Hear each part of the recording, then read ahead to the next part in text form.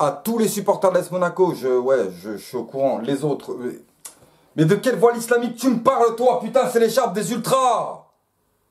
Oh les gars, je suis fatigué, je suis énervé, j'ai pas dormi de la nuit, on a perdu, c'est bon là. On se rendait au Chaudron à Saint-Etienne, on savait que ça allait être un match difficile, hein. On sait très bien que Saint-Etienne, c'est un grand club de Ligue 1 et qu'il faut toujours faire attention face à ces clubs-là. Et bizarrement, on a une compo que personne ne comprend. Donc attention, je m'en prends pas à Jardim et de toute façon, ne commencez pas à me chauffer parce que je vais m'en prendre à tout le monde.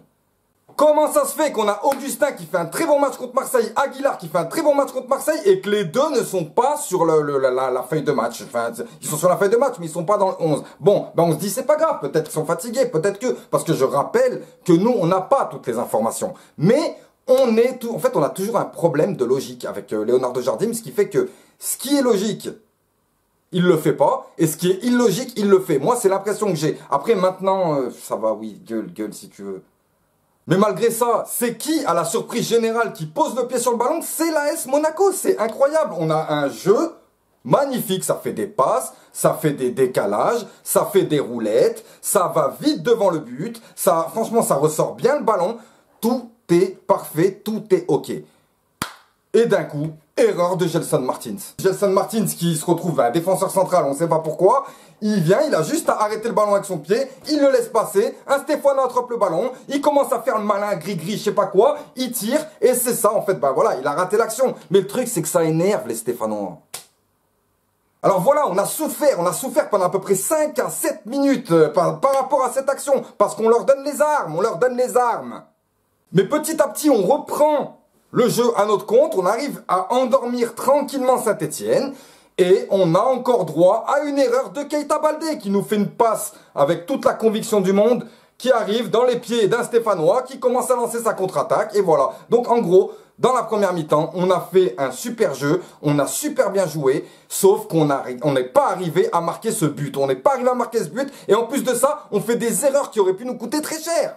Oh, c'est pas normal, enfin, je sais pas, quand t'es bien mentalement, t'es bien physiquement, tu fais pas des erreurs comme ça, enfin, ça veut dire quoi, qu'au final, on n'est pas encore bien mentalement?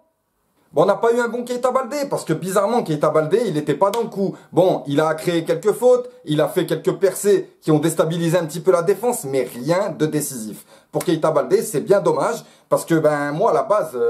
Je pensais voir Jean-Kevin Augustin, forcément. Jean-Kevin Augustin a fait un super match contre Marseille. Hormis ses buts, il a été présent, il a été bon dans le jeu, il a été généreux. Franchement, c'est tout ce qu'on voulait voir et ça nous a tous fait plaisir.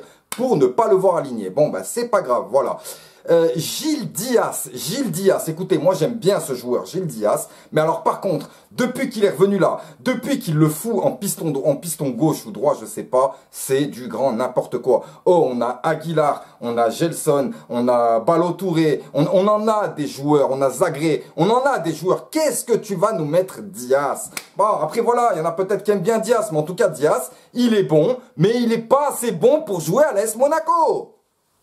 En tout cas, tout le monde a été bon pendant cette mi-temps, mais on a très bien vu qu'on n'arrivait pas à marquer. Et que je me suis dit, limite, si la première mi-temps, elle durait 80 minutes, on n'aurait pas réussi à marquer. Pourquoi? Pourquoi, d'après vous? Parce que Saint-Etienne, ils ont une vraie défense. Saint-Etienne, quand ils défendent, ils défendent. Ils font pas n'importe quoi. Ils font pas des passes à l'adversaire. Ils défendent. Et vous savez quoi? Sur la première mi-temps, on a plus l'impression que c'est Monaco qui en a, mais on s'est tout simplement pris une leçon défensive.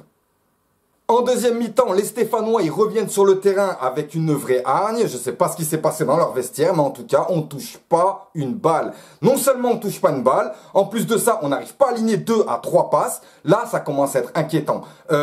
Wissam Ben Yedder, il est super fort ce joueur, hein. Il n'y a pas de souci. Mais comment vous voulez qu'il fasse tout seul? Il doit tout faire en fait. Il doit faire le travail de Bakayoko, le travail d'un tel, le travail d'attaquant, marquer des buts, faire des passes. Il peut pas. Donc il a apporté beaucoup de mouvements. Mais bien sûr, tout le temps avoir le ballon dos au but, ou alors s'enfermer à droite avec 3 défenseurs sur lui, une leçon défensive, je vous dis, on s'est pris.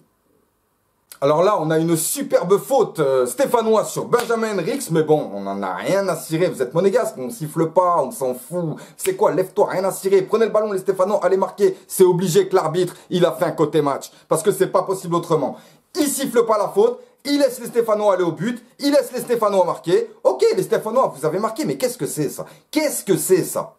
Pourquoi on n'a pas le droit de demander la VAR, nous? Mais de toute façon, la Ligue, j'ai un message pour vous. Ah oui, à toute la Ligue. Fuck you. Oh, fuck you, fuck you. Fuck you, fuck you. Fuck, fuck, fuck, fuck, fuck, fuck, fuck, fuck, fuck, fuck, fuck, fuck. Non, vous voulez de l'honnêteté, il faut qu'on soit honnête un minimum. Non, non, ça va, t'inquiète pas. Vu que c'est pas en français, c'est pas homophobe. T'inquiète pas. Un peu après, on a Jean-Kévin Augustin qui remplace Keita Baldé, hein, un petit peu fantomatique.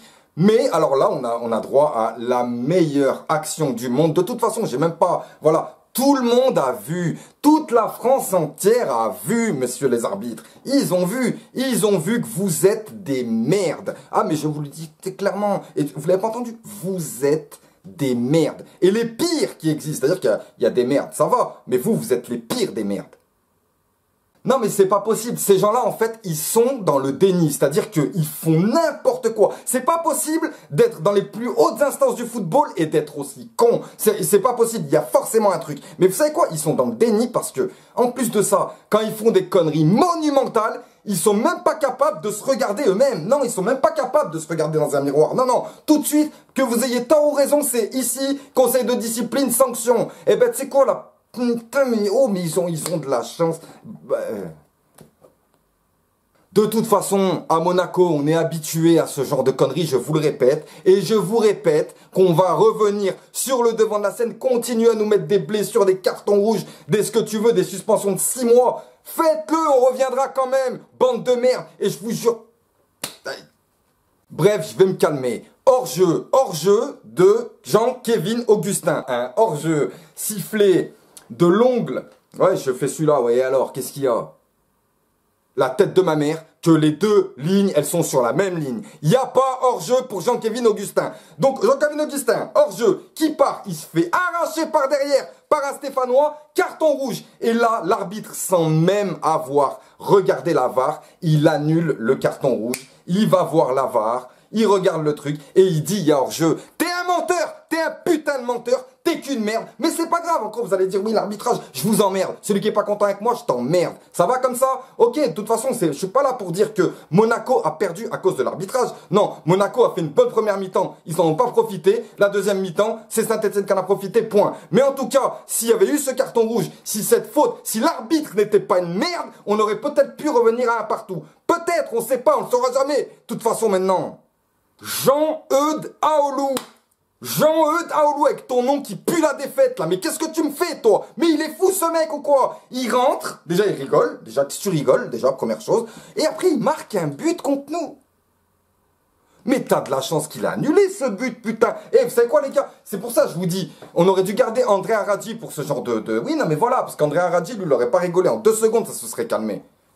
Un jour, il a attrapé Mbappé, il lui a dit « Je m'en fous, moi, tu fais 180 milliards !» Il l'a attrapé, il l'a étranglé, Mbappé, il a ses yeux, il sortait comme ça. Finalement, voilà, ça a lâché. Mais lui, il s'en fout, lui. Il t'aurait bouffé à Oulu. De toute façon, tu vas revenir à Monaco, tu es au courant que t'es prêté. T'es prêté à un club, tu rentres, tu marques contre ton club qui t'a prêté, mais...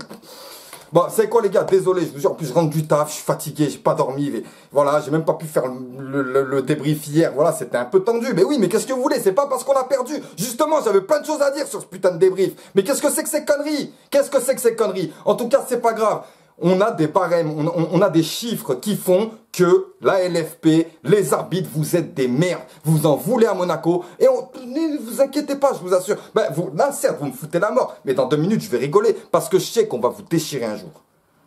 Donc on a droit à la fin, un super coaching, un Aguilar qui rentre pour se faire expulser. Bon ben voilà. Non mais il a rien fait. Il a rien fait. À la rigueur... ça méritait un avertissement verbal. Voilà ce que ça méritait. C'était pas le dernier défenseur. Il n'y avait rien. Et puis de toute façon, le joueur qui courait, il était nul. Donc de toute façon, il n'aurait pas marqué. Donc voilà. Non mais je comprends pas. Je comprends pas comment on peut être aussi con que monsieur l'arbitre de ce soir-là.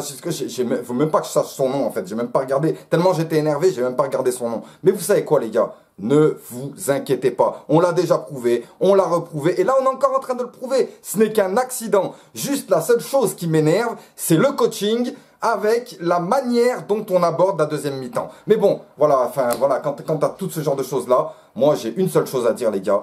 On va revenir sur le devant de la scène. Sur ce, je vous dis à très vite, faut que j'aille manger. En plus, j'ai pas vu Walking Dead là, à cause de vos conneries là.